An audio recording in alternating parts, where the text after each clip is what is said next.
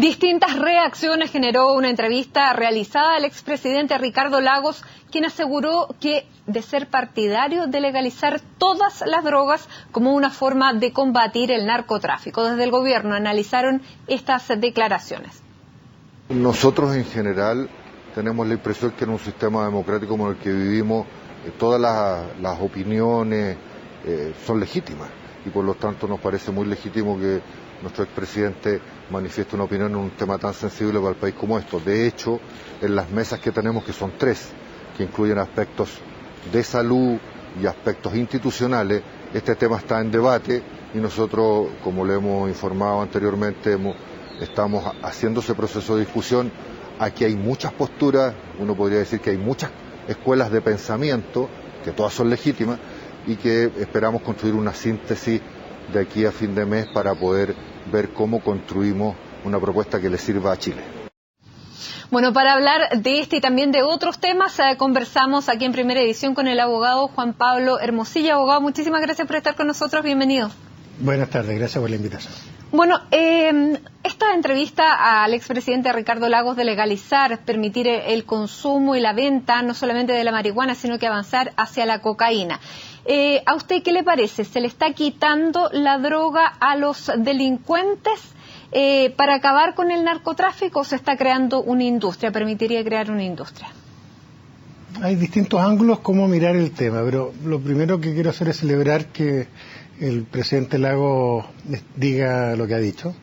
Creo que es necesario un debate crudo y limpio sobre el tema, sobre todo si uno confronta lo que está pasando hoy día en México, en Centroamérica, lo que viene pasando en Estados Unidos desde hace tantos años, lo que está pasando en Brasil hoy día con el tema del crimen organizado relacionado con droga y la violencia asociada a esto. Esta denominada guerra contra las drogas tiene un subproducto del cual no se habla. Los narcotraficantes y la violencia que vive hoy día México, Brasil y Estados Unidos en torno al tema de drogas no tiene que ver con las drogas, tiene que ver con la prohibición de las drogas y el mercado negro. El ejemplo para que la gente entienda es lo que pasó cuando se prohibió el alcohol en Estados Unidos, porque está en el cine y todos lo conocemos. Al Capone se transformó de un matón de barrio en un emperador del crimen gracias a las ventas ilegales de alcohol. Era la droga que podía vender ilegal en ese momento, el mercado negro. Entonces, desde ese punto de vista, yo creo que es interesante el ángulo por el cual está entrando el presidente Lagos, porque es decir, sabe que la guerra contra las drogas no solo no cumple lo que promete, que es contener y controlar el tema de drogas, sino que además de eso, de no controlar las drogas, porque en ninguna parte ha funcionado la guerra contra las drogas, crea violencia social que no hay forma de contener si no es por la vía de quitar su causa. La causa es la prohibición de drogas en sí misma.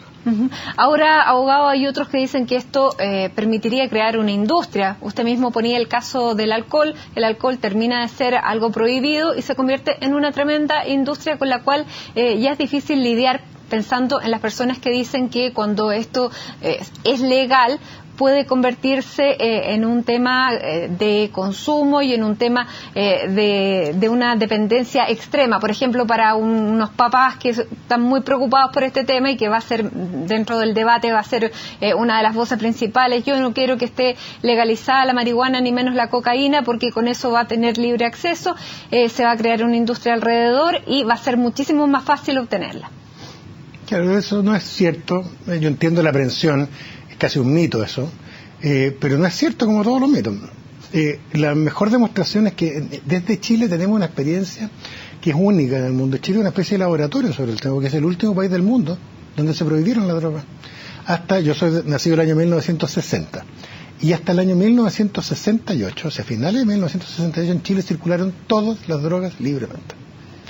Y por lo tanto en Chile, desde 1880 y algo, en adelante, hasta 1968, circuló la cocaína libremente, se vendía en la farmacia. Circuló la heroína, circulaba el opio, y esto solo yo lo repito muchas veces porque es raro, pero cuando yo era chico estaba en el colegio, cerca del colegio había un fumero de opio, en el centro de Santiago. ¿Y cuáles eran los problemas de salud pública que habían en Chile y de salud mental que había en Chile? Las cifras están a la vista: alcohol y tabaco.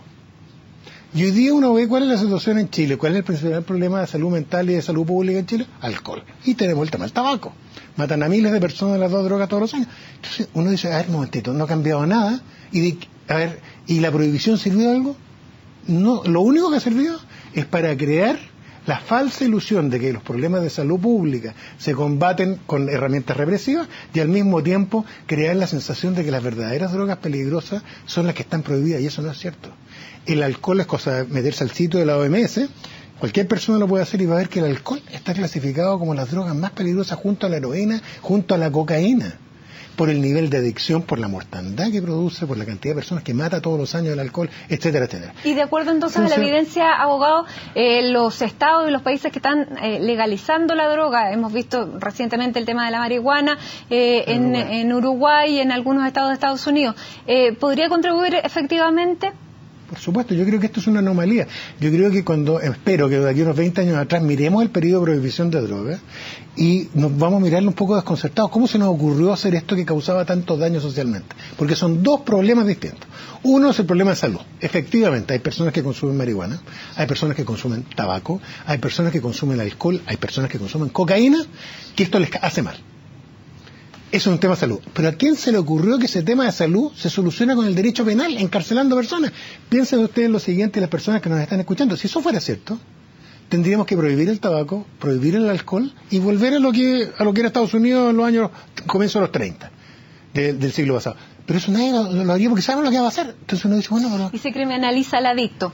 Claro, entonces son dos cosas distintas. Efectivamente, todas las sustancias psicotrópicas, pero no solo sustancias psicotrópicas, la sal, las grasas trans, hay sustancias, el azúcar, hay sustancias que el consumo hace mal a personas, que incluso pueden llegar a matarla, y que pueden algunas producir trastornos psicológicos, adicciones. Bueno, pues es un tema de salud que hay que enfrentarlo igual como estamos enfrentando el tema hoy día de alcohol en Chile y de tabaco, con políticas de salud, con información a la gente, etcétera. Pero eso no significa que uno tenga que meter el derecho penal y transformar esto en lo que se transforma, en una guerra, que el Estado la pierde y que además los costos los pagan los sectores periféricos sociales. Las personas que tienen oportunidades de surgir en la sociedad mediante los canales normales y aceptados no salen a vender droga.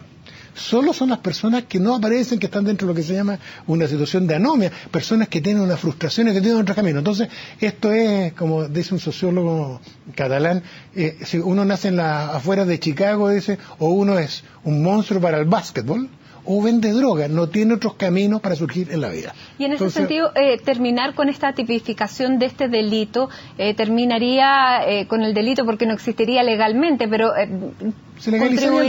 contribuiría efectivamente a terminar con los carteles y el narcotráfico. Desaparecen el día siguiente. Esto lo estudió bien, a mí me llama la atención esto. Y el tráfico, porque si se termina de traficar con drogas, se podría traficar con otro tipo de elementos, con armas, con personas, con... Lo que pasa es que, a ver, son dos cosas distintas. Lo que es materia de sustancias psicotrópicas, de drogas psicotrópicas, no de drogas en otro sentido. Lo que uno tiene que buscar es detectar el problema, hay un problema de salud pública, y hay que establecer políticas de salud. El tema del narcotráfico y la violencia social del narcotráfico no es un subproducto de la droga. Esto lo estudió muy bien económicamente Milton Friedman. A mí me llama la atención en este país que a todo el mundo le gusta citar a Milton Friedman, que nadie recuerde todo lo que ha escrito y escribió antes de morirse Milton Friedman sobre este tema, porque él demuestra incluso con fórmula. Demuestra cómo hay un tema económico detrás que está dado por la prohibición y por el exceso de precio que genera el mercado negro, que hace que da lo mismo Pablo Escobar. Lo matan a Pablo Escobar y sale otro Pablo Escobar detrás. Si esto no funciona en ninguna parte, porque es tal el incentivo perverso que crea la prohibición que el tema es un tema sin retorno. Y le quitamos la droga a los narcos, ¿van a tener otro elemento con que traficar? No van a tener nada con que traficar. Piensa usted lo siguiente, cuando uno habla de legalizar la droga, no se trata de regularlas completamente. Imagínese el alcohol. El alcohol, ¿por qué no se le vende a los menores de edad? Bueno, porque es adictivo, porque es tóxico, porque puede matar personas, porque altera la conducta. O sea, es como la cocaína, exactamente como la cocaína. Entonces, la cocaína tampoco se puede permitir que se le venda a los menores de edad. El tabaco tampoco. Y entonces lo que uno tiene que, con esto van a bajar los precios y tiene que abrir un mercado controlado, igual que el del alcohol, en que el Estado más revisa la calidad. Es igual a lo que, como digo, a lo cómo han funcionado las otras drogas legales, porque además hay una otra falsa impresión pública que hay sobre esto, es creer que hay alguna sociedad que haya prohibido todas las drogas, y eso es mentira. Todas las sociedades que prohíben algunas drogas. En Chile nunca se prohibió el alcohol. En Estados Unidos se ha prohibido el alcohol, en los países musulmanes se ha prohibido el alcohol, pero en Chile no. En Chile siempre el alcohol ha sido una droga legal. Lo mismo ha sido con el tabaco estuvo prohibido en Inglaterra, estuvo prohibido en muchos otros países. Entonces, en Chile hemos escogido algunas drogas para prohibir. Y hemos tenido como secuela lo que sabemos que al final es un aumento de la violencia en ciertos sectores. ¿Usted no le ve ningún elemento positivo a la teoría de la prohibición? Ninguno. Creo que al revés, yo lo he estudiado, mire, yo 20 años estudiando esto de distintos ángulos y me parece que tanto del lado de salud pública como del lado de sociedad, de la paz social, esto ha sido nefasto. Creo que lo que ha opinado el presidente Lagos suena crudo, es terrible, porque hay que ir contra la corriente, pero tiene toda la razón. Este es un problema cuando uno lo mira científicamente, del punto de vista de la sociología o de las políticas de salud pública sobre el tema, que todo lo que se ha construido es un gran mito y la solución es legalizar las drogas, efectivamente. Ahora, en un país donde recién estamos viendo de sacar la marihuana como droga dura y de permitirla solamente en caso terapéutico, ¿usted cree que este es un debate real? Sí, absolutamente, porque además Chile ha ido avanzando, ha ido profundizando su democracia, tenemos hoy día personas más conscientes de sus derechos. Y piensa lo siguiente, yo me pongo como ejemplo para no poner a nadie más de ejemplo. ¿Por qué el Estado, yo soy mayor de edad, ¿por qué puedo consumir algunas sustancias psicotrópicas y otras no? ¿Por qué el Estado me sanciona incluso si yo consumo en mi casa con amigos, en vez de consumir una piscola, decidimos fumar un pito de marihuana y somos todos mayores de edad? ¿Por qué el Estado se arroga ese derecho? Pero curiosamente en un país de alcohólicos. Nosotros tenemos récord mundial de alcohólicos y de muerte por alcohol, pero me hacen creer, y a los papás en Chile que tienen niños jóvenes, los hacen creer que el problema es la marihuana. Yo no digo que no haya problemas de algunos jóvenes con la marihuana, pero el problema en Chile no es la marihuana, el problema de salud es el alcohol. Y la pasta base es cierto, crea problemas, pero desde el punto de vista estadístico el problema nuestro es el alcohol. Entonces, yo creo que aquí, en el fondo, además hay un gran engaño, porque esto tiende a hacer creer que el problema de salud pública y de salud mental en Chile lo tenemos con las drogas ilegales.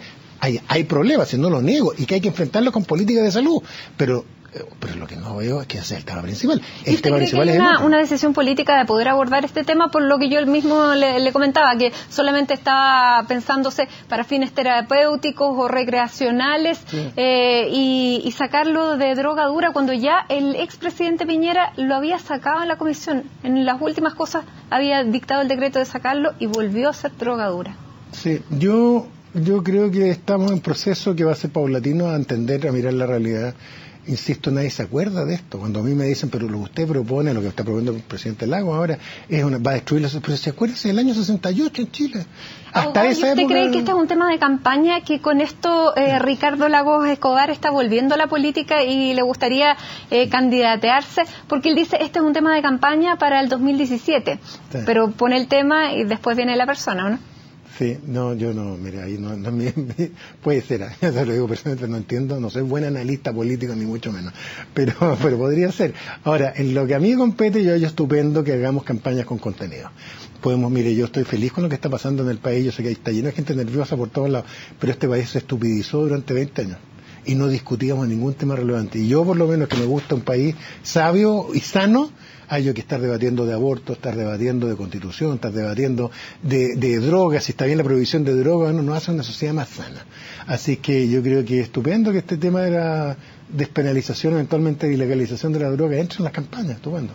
Muy bien, abogado, lo invito a que vayamos a una pausa porque tenemos más temas que conversar.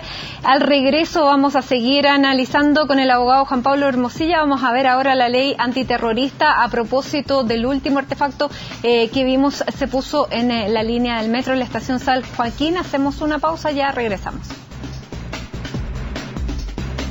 Y seguimos aquí en Primera Edición junto al abogado Juan Pablo Hermosilla, ya conversando de otros temas, del tema de la nueva propuesta de ley antiterrorista. Y bueno, para introducirnos en el tema, vamos a hablar de la bomba que fue puesta durante esta semana en el Metro San Joaquín, similitudes entre la bomba encontrada este jueves en esta estación y artefactos explosivos usados en otros atentados, confirmó el ministro del Interior subrogante Mahmoud Alewi en conversación aquí en CNN Chile.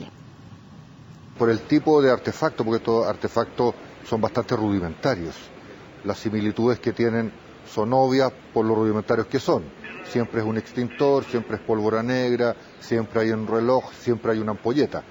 Pero la similitud en la construcción de ellos requiere un tipo de estudios que tienen que ver básicamente con la compresión, ¿ya?, que es como una huella dactilar en este tipo de cosas.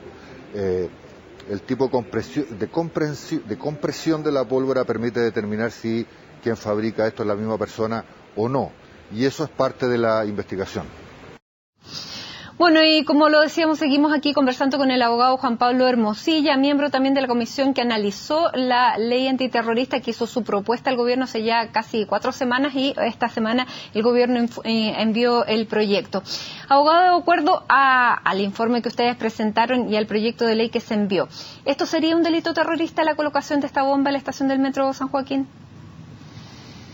En mi opinión, pero tengo la información de prensa sobre los hechos que ocurrieron, así que puedo tener algún error en mis presupuestos de hecho.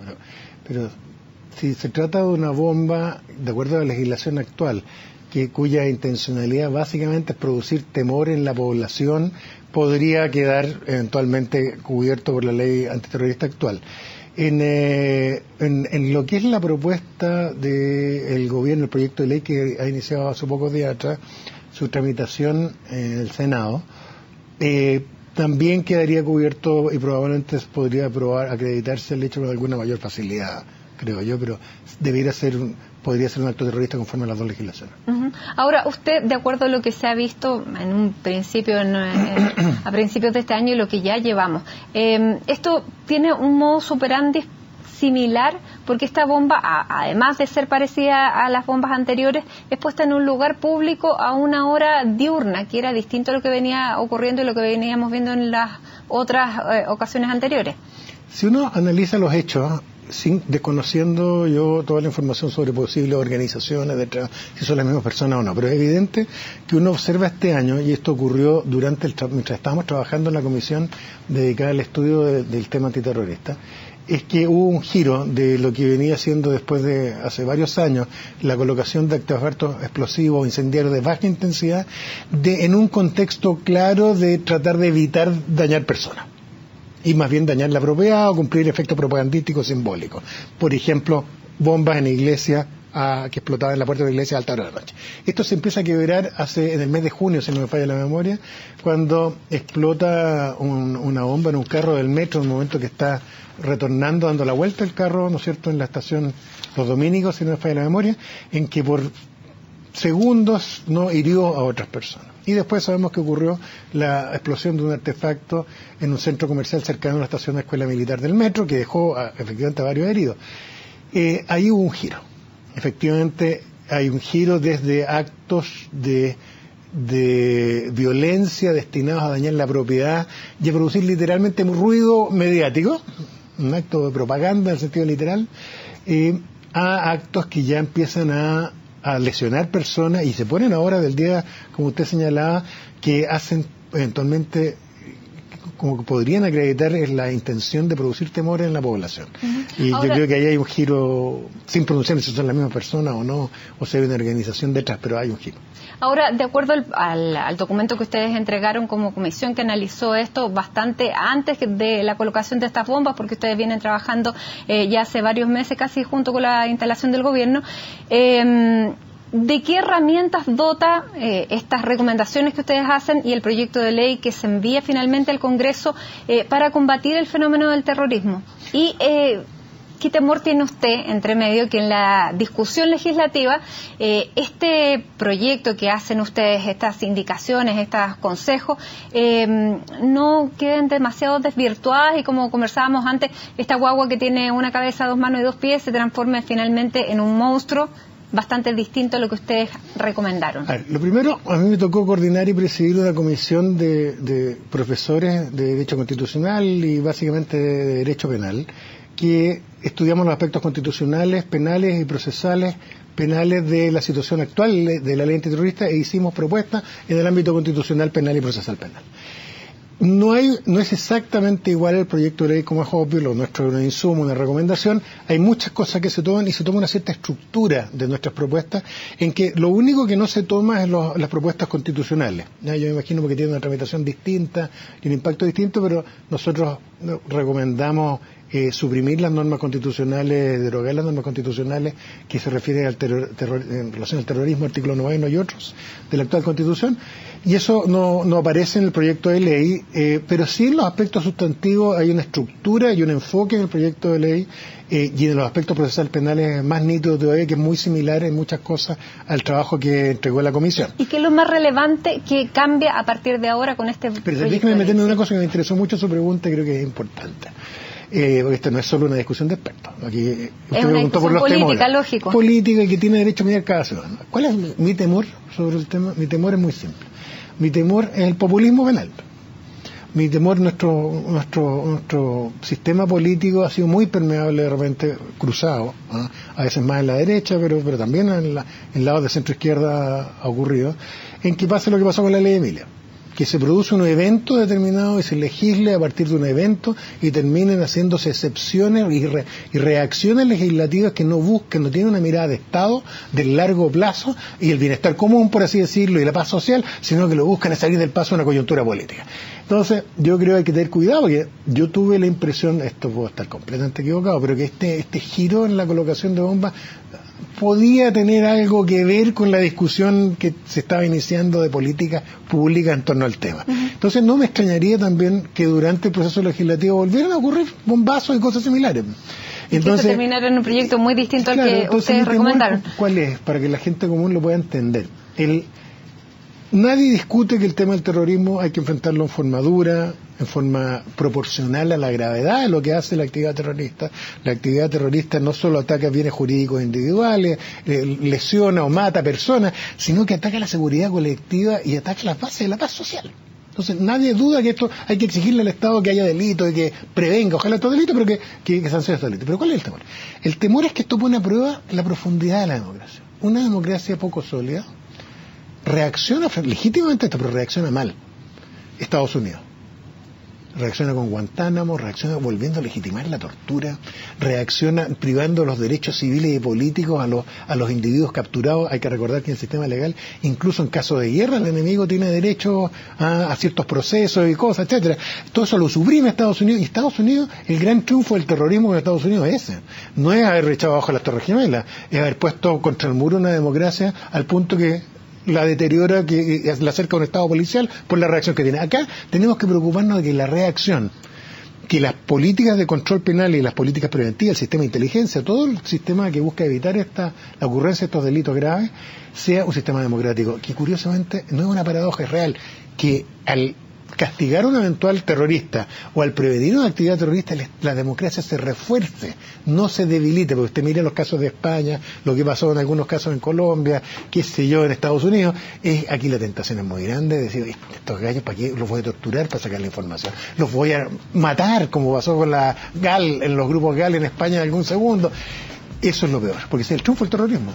Bueno, entonces, vamos a esperar entonces que no haya ningún acto, digamos, durante la tramitación de esta ley para que no se desvirtúe y no se convierta en un monstruo de dos cabezas en vez de un proyecto como el que tenía que terminar. Abogado, lamentablemente se nos acabó el tiempo. Fue muy interesante la conversación en los dos temas, tanto en la legalización de las drogas como en el tema del terrorismo, pero nos tenemos que despedir. Muchísimas gracias por habernos acompañado. Sigan en la sintonía de CNN Chile. Ya llega Agenda Económica. Muy buenas tardes.